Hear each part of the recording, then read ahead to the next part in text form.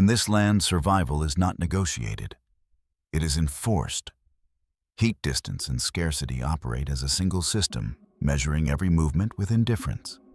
There is no warning when the margin disappears. The process begins long before collapse is visible, long before weakness is acknowledged. Water does not run out suddenly. It recedes, pulling life toward fixed points where exposure becomes unavoidable. Here, hesitation is not a mistake, it is a verdict. Efficiency determines passage. Anything that moves slower than the system allows is removed without pursuit, without confrontation. The land does not need predators to kill. It uses time. Every organism entering this space is subjected to the same calculation. How much energy remains, how far it must travel, how long conditions will hold. There are no exemptions for size, experience, or past success. The system does not remember survivors. It only repeats its conditions. What follows is not a story of escape or endurance. It is a record of how pressure is applied until outcomes become inevitable. The landscape is organized around constraint. Resources do not spread evenly here. They concentrate into narrow zones that force movement to converge. These zones are not shelters. They are points of exposure. Water exists briefly, then retreats, leaving behind corridors that must be crossed and basins that must be approached. Every path funnels life into predictable positions. Open ground functions as a filter. Distance stretches perception, forcing organisms to commit long before outcomes are visible. Shade is scarce and temporary. Vegetation thins as proximity to water increases, stripping cover at the moment it is needed most. Heat intensifies in these spaces, amplifying fatigue and slowing reaction. The land does not conceal its pressure points, it exposes them. Dry channels become traps rather than roots. Their beds offer the illusion of direction while restricting movement to linear paths. Entry commits the body to travel with limited exits, leaving early costs distance, leaving late costs energy. Remaining inside concentrates exposure. The geometry favors removal, not escape. Waterholes compress conflict. Scarcity draws multiple species into the same perimeter, collapsing spacing and reducing tolerance for error. Approach angles narrow, lines of sight open. Any deviation in timing becomes visible. The system does not require pursuit, it requires convergence. When life gathers, outcomes accelerate. Heat and distance operate together. One drains reserves while the other multiplies the cost of delay. Rest extends exposure. Movement accelerates depletion. Either choice advances the same result. The land offers no neutral action. These pressure points do not change with intention. They persist across seasons, reshaped slightly by erosion and time, but identical in function. Life adapts its routes around them, not to avoid risk, but to minimize the interval between risks. What follows emerges from this layout. The system does not improvise.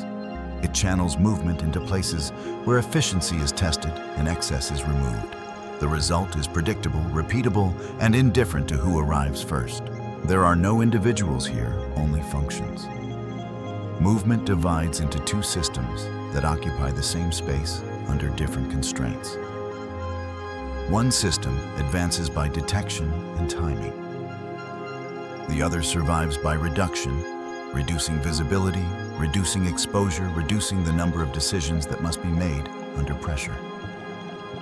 Neither operates with intent beyond continuation. The hunting system is optimized for convergence. It tracks patterns rather than targets, reading terrain for inevitabilities instead of opportunities. Routes are learned not by memory alone, but by repetition. When scarcity compresses movement, prediction replaces pursuit. Speed matters less than positioning. Waiting becomes an action. Efficiency accumulates. The hunted system responds by subtraction. Movement slows to limit noise. Spacing increases to reduce visibility, then collapses again as terrain narrows. Routes shift toward cover even when distance increases. Every adjustment trades one risk for another. There is no configuration that removes exposure entirely. There are only configurations that delay it. Errors are not dramatic. They are fractional steps, mistimed paths chosen a moment too late, pauses that extend beyond tolerance. These deviations do not announce themselves. They simply persist long enough to be noticed by the system designed to capitalize on them. Once detected, correction is no longer possible. Distance magnifies asymmetry. The further movement is forced, the fewer options remain. Fatigue reduces the capacity to adapt narrowing responses to habit. Habit becomes predictable. Predictability becomes selection. The system does not reward strength or experience. Both increase demand. Larger bodies require more resources. Older patterns rely on conditions that may no longer exist. What persists is not advantage, but alignment movement that matches the current limits of the environment closely enough to avoid immediate removal. There is no escalation in intent, only in consequence. As scarcity deepens, encounters become unavoidable. Not because aggression increases, but because separation becomes impossible. The space available to move without being seen collapses.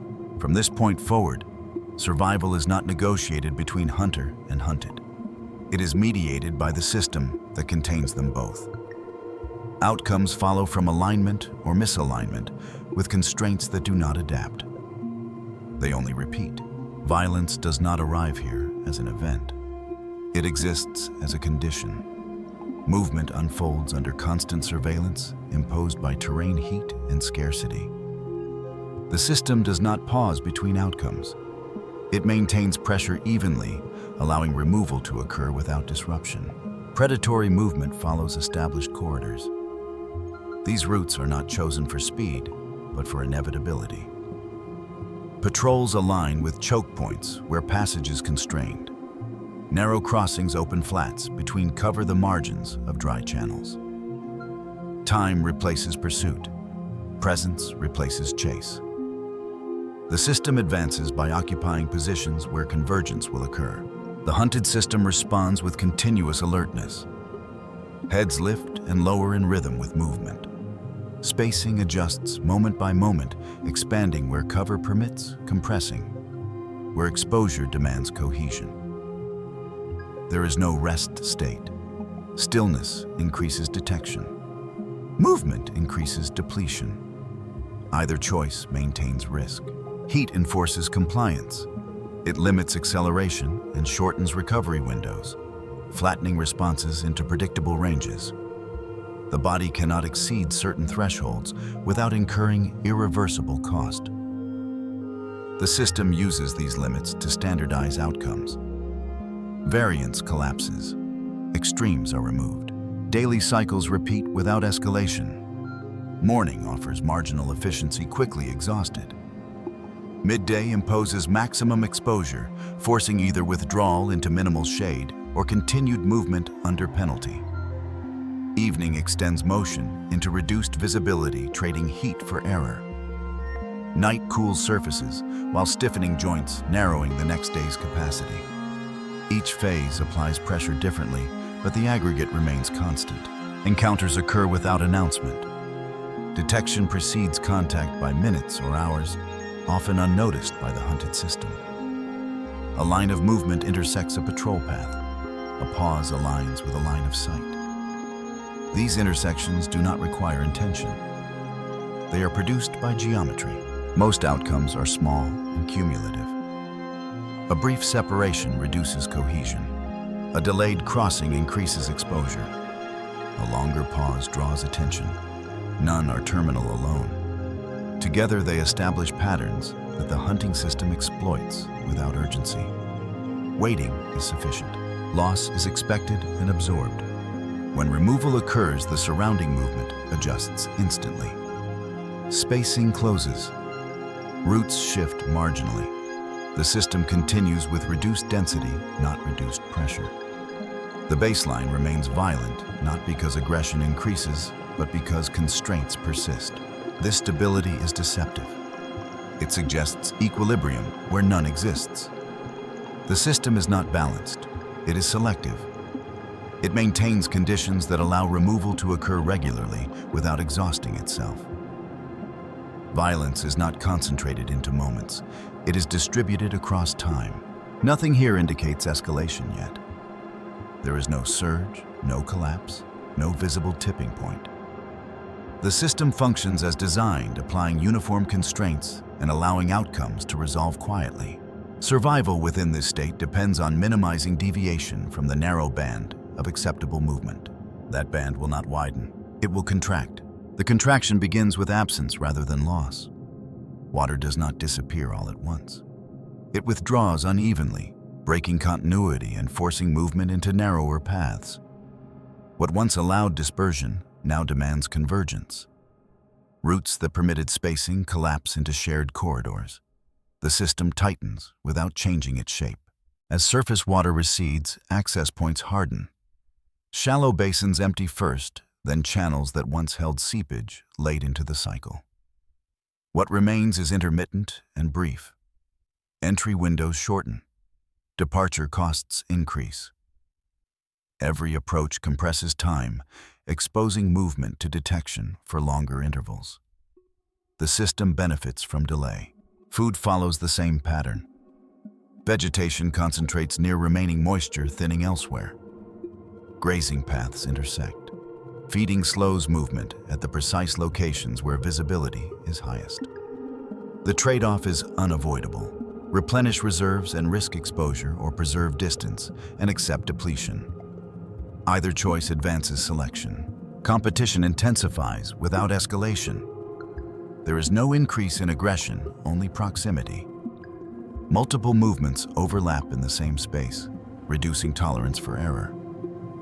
Pauses lengthen as bodies queue for access. Lines of sight extend. Sound carries farther in open ground stripped of cover. The environment amplifies signals without adding noise. Heat accelerates collapse. As water shrinks, temperature becomes a multiplier. Evaporation increases demand at the same time availability declines. Cooling requires intake that cannot be sustained. Movement becomes slower, not by choice, but by limit. Acceleration becomes costly. Recovery windows close. The geometry of the land enforces predictability. Narrow crossings concentrate flow. Dry channels restrict lateral escape. Open flats eliminate concealment. Each feature reduces optionality, converting movement into sequences that can be anticipated. The system does not adapt. It waits for alignment. Failures begin to cluster around access points. Misjudged timing produces exposure. Delayed departure extends visibility. A single hesitation creates overlap with patrol routes. These failures are not dramatic. They register as slight delays, fractional misalignments that persist long enough to be selected. The hunting system responds without change in behavior. There is no surge, no increased pursuit. Presence alone is sufficient. Occupying pressure points converts scarcity into removal. Time replaces effort. The system conserves energy while outcomes accumulate. As density increases, separation becomes impossible.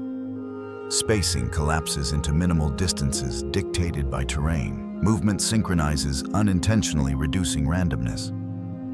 Predictability rises. What cannot disperse can be counted. The collapse does not announce itself. There is no boundary between scarcity and crisis. The system simply removes redundancy. Paths disappear. Options narrow. What remains is a network of forced decisions where every choice leads closer to exposure. By the end of this phase, survival no longer depends on navigating abundance. It depends on passing through scarcity without exceeding tolerance. The margin is thin and thinning. The system has not intensified. It has simplified. What follows will not require new pressure. The existing constraints are sufficient. Failure appears first as deviation, not collapse. Movement begins to slip outside the narrow band the system tolerates. Timing shifts by seconds. Spacing changes by meters. These variations are small enough to pass unnoticed by those moving within them, yet large enough to be registered by the constraints that govern removal. The earliest failures occur at transitions. Entry into open ground lasts slightly longer than intended. Exits from cover are delayed by brief recalculations.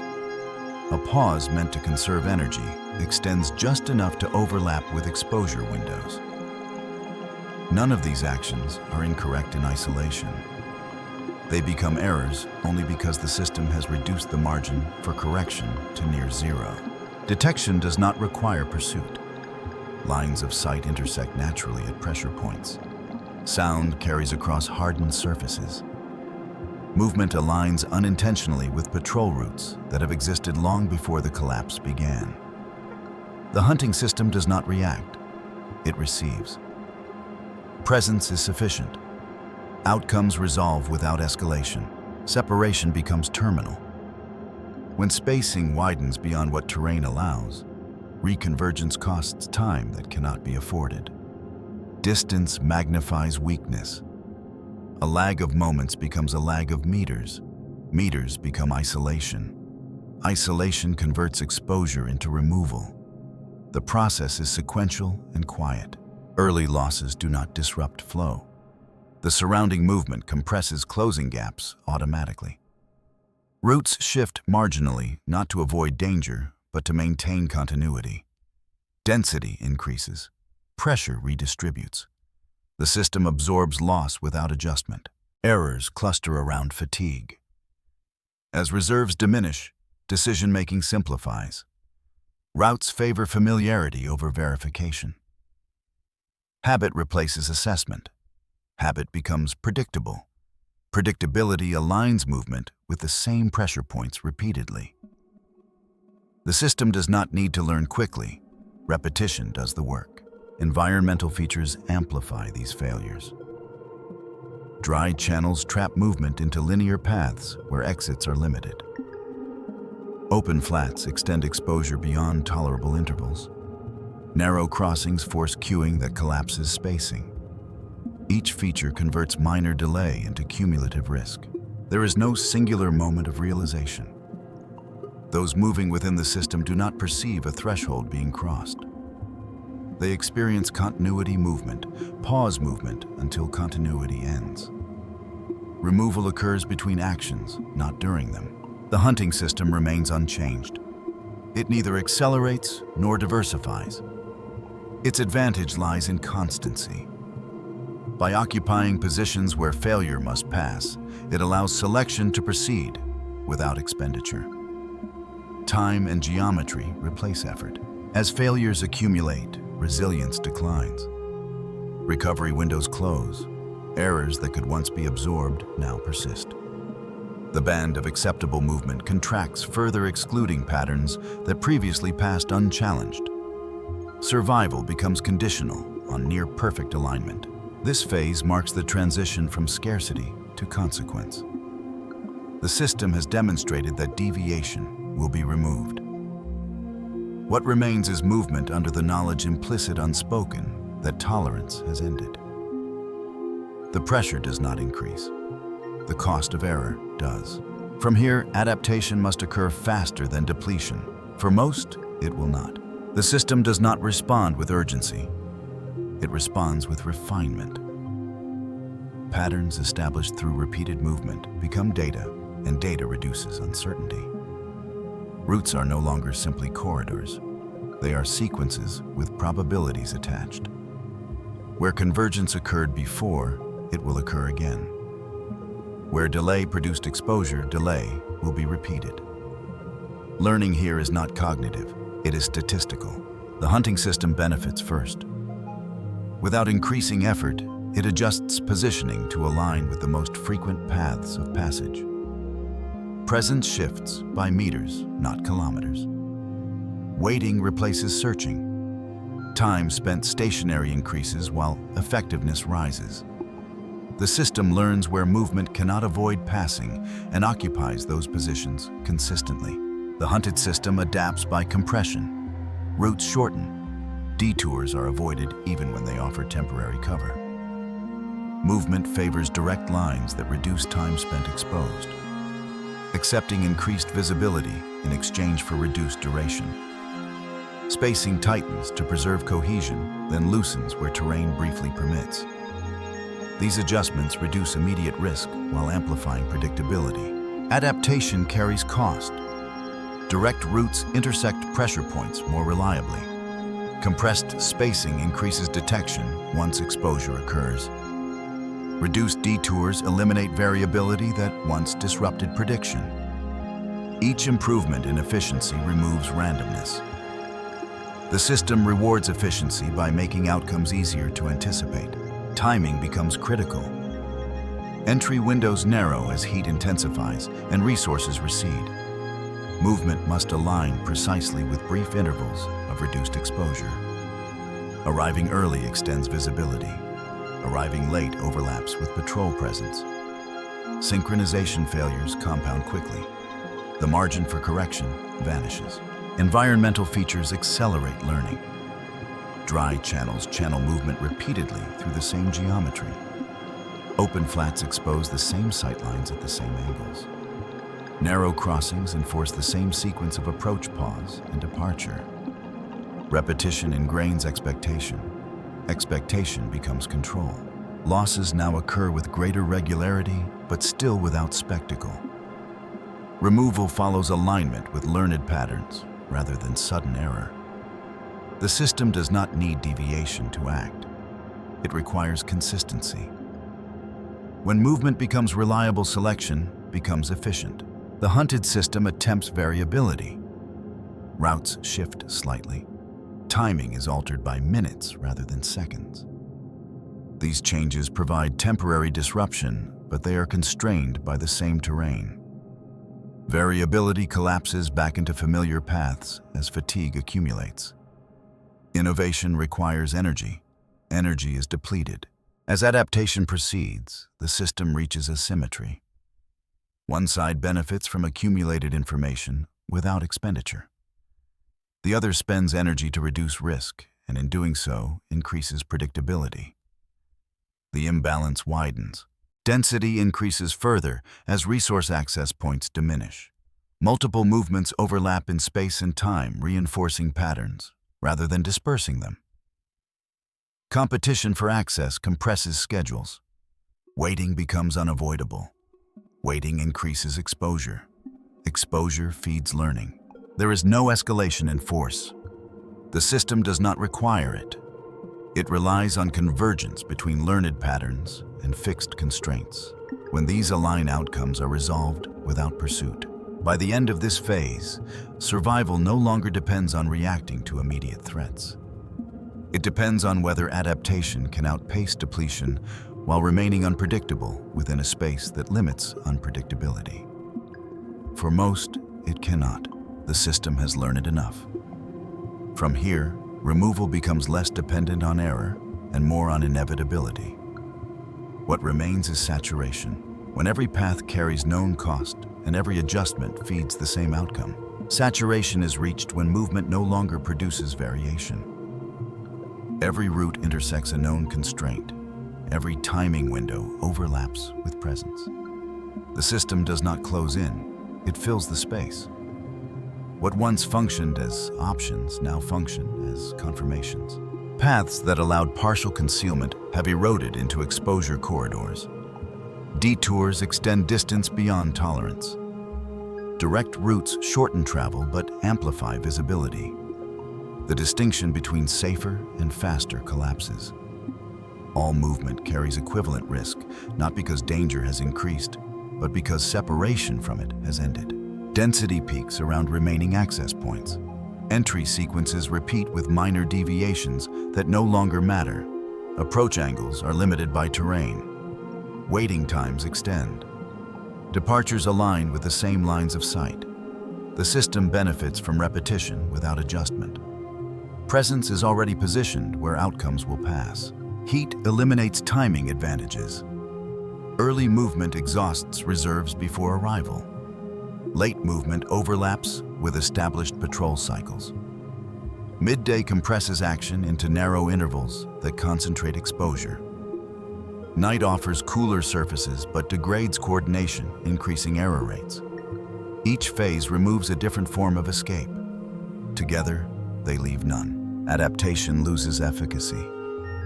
Attempts to alter routes collapse back into the same geometry. Efforts to change pacing trade one exposure for another. Variability cannot be sustained under depletion. The system does not need to counter adaptation, it outlasts it. Failures become predictable. Not because individuals err, but because the environment now permits only a limited set of movements, all of which intersect constraint. Removal follows schedule rather than surprise. Loss occurs without disruption, absorbed into flow.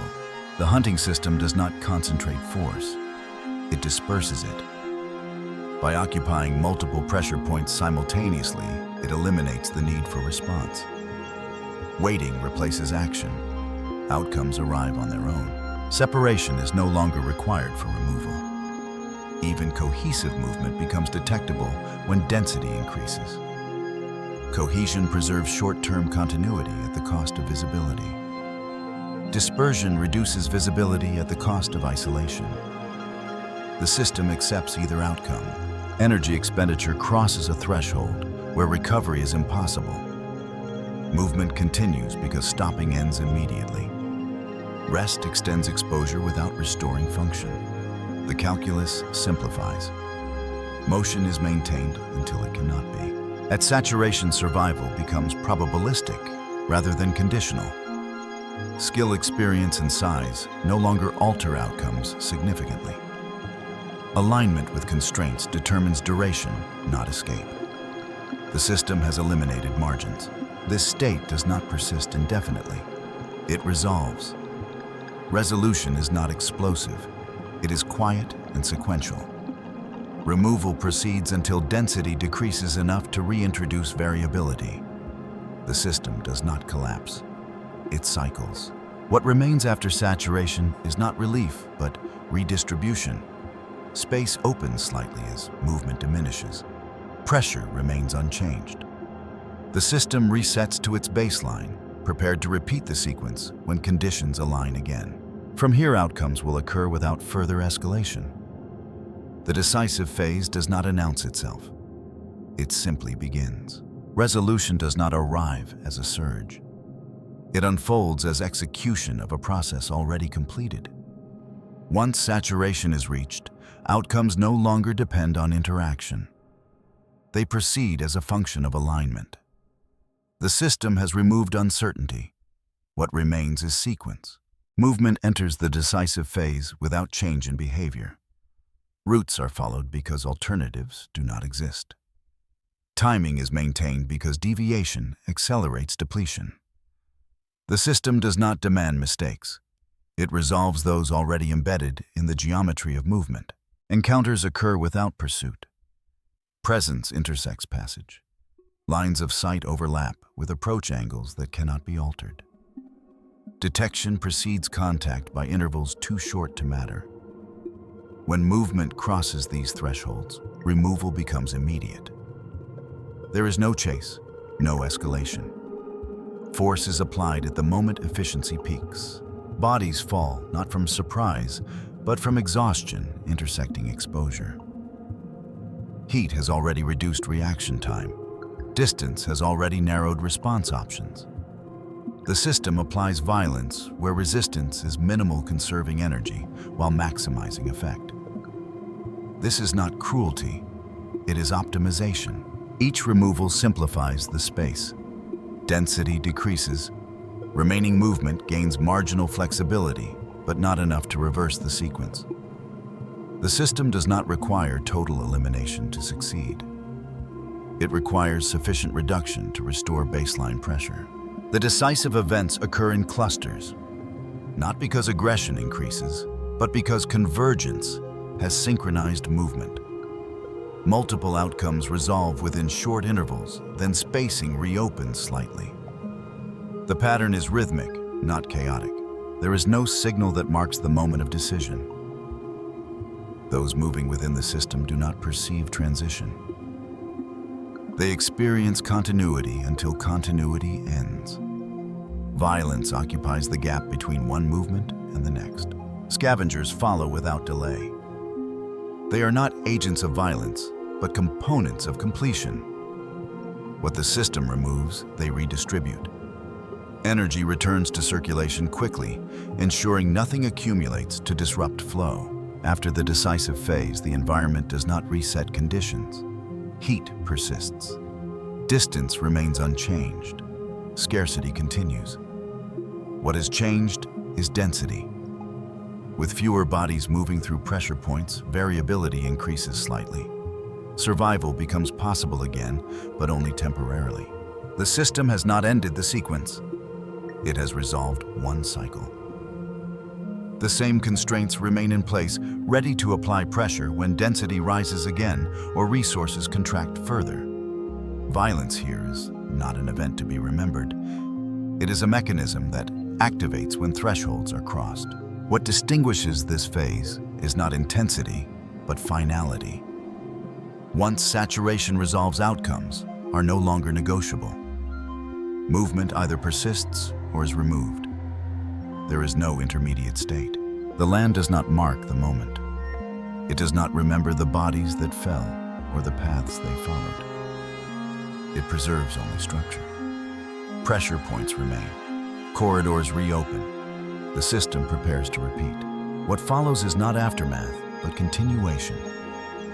The decisive phase ends when the system has restored efficiency, not when violence has peaked. Removal ceases not because mercy is granted, but because further removal is unnecessary. The system remains intact, indifferent to who remains within it. When the decisive phase ends, nothing closes. The system does not retreat or reset. It simply continues under reduced load. With fewer bodies moving through pressure points, variability returns marginally. Space opens just enough to allow passage again. Survival resumes not as a reward, but as a byproduct of lowered density. What was removed leaves no trace that alters function. Heat persists. Distance remains unchanged. Water continues to appear and recede according to the same patterns. Corridors reopen not to offer safety, but to prepare for the next convergence. The structure that enforced removal remains intact, unchanged by outcome. The system does not remember what passed through it. It retains only geometry and constraint. Pressure points endure. Timing windows remain narrow. The same calculations will be applied again when movement increases or resources contract further. There is no accumulation of mercy or severity. Those that remain move forward under the same conditions that removed others. Survival does not indicate success, only temporary alignment. Endurance here is not a trait that persists. It is a state that expires when thresholds are crossed again. This process has no conclusion. It repeats as long as heat, distance, and scarcity intersect. The system does not require intention or escalation. It functions by allowing limits to be reached and enforcing outcomes when they are. What continues is not balance, but operation. The land does not change, it waits.